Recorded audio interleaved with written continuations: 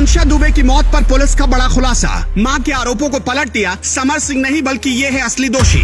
आत्महत्या से पहले कुछ कहना चाहती थी आकांक्षा दुबे। इंस्टाग्राम पर आकर दिए थे संकेत। पुलिस को पता चला राज, मच गया हड़कंप। आकांक्षा के फोन ने ही खोल दिए कई राज। अब है योगी बाबा का बुलडोजर तैयार, आरोपियों का बचना नामुमकिन। इधर जैसे ही पुलिस के हाथ आया आकांक्षा दुबे की मौत का राज, उधर बाबा का बुलडोजर भी पूरी तरह से तैयार हो गया। अब तक बुलडोजर माफिया और गुंडों के काले साम्राज्य पर चल रहा था, लेकिन अब इस केस में भी बुलडोजर की एंट्री हो सकती है। इसलिए आकांक्षा दुबे की मौत के बाद से फरार चल रहे लोगों का कलेजा अब भी कांप रहा है। उन्हें हर पल यही डर सता रहा है कि कभी भी बुलडोजर आएगा और उनके साम्राज्य को खत्म कर देगा। आकांक्षा दुबे की मां ने गायक समर सिंह पर उनकी बेटी को मानसिक तौर पर प्रताड़ित करने का आरोप लगाया, लेकिन पुलिस की जाँच कुछ और ही कह रही है। रविवार को सुबह वाराणसी के एक होटल में आकांक्षा दुबे का शव फंदे से लटका मिला था। अब उनके शव का पोस्टमार्टम भी कर दिया गया और उनका अंतिम संस्कार भी हो चुका है। लेकिन आकांक्षा की मां को अभी भी इंतजार है कि उनकी बेटी के साथ जिसने गलत किया उसे सख्त से सख्त सजा मिले। वो मुंबई से सीधे वाराणसी पहुंची, जहां पर थाने में उन्होंने समर सिंह और उनके भाई के खिलाफ केस दर्ज करवाया था। उनका रो रो कर बुरा हाल था। वो कह रही थी कि उनकी बेटी कभी आत्महत्या नहीं कर सकती, इसके पीछे कोई साजिश है। लेकिन जब पोस्टमार्टम की रिपोर्ट आई तो काफी कुछ पुलिस ने क्लियर कर दिया। पुलिस के मुताबिक आकांक्षा की मौत होटल में आत्महत्या की वजह से हुई। बताया गया कि जिस रात आकांक्षा की मौत हुई थी वो पार्टी करके आई थी। पुलिस अधिकारी ने बताया कि आकांक्षा का कमरा अंदर से बंद था। मामले में कोई साजिश नहीं पाई गई। हालांकि इसके बावजूद पुलिस समर सिंह पर लगाए गए आरोपों की जांच करने में जुटी हुई है और उनकी तलाश कर रही है, क्योंकि आकांक्षा की मौत के बाद से वो फरार चल रहा है और उसका फोन भी बंद आ रहा है। पुलिस की भाषा में अगर कहा जाए तो फरार होने का मतलब होता है आरोपी होना। लेकिन अब देखने वाली बात होगी कि कितनी जल्दी समर सिंह तक पुलिस पहुंच पाती है।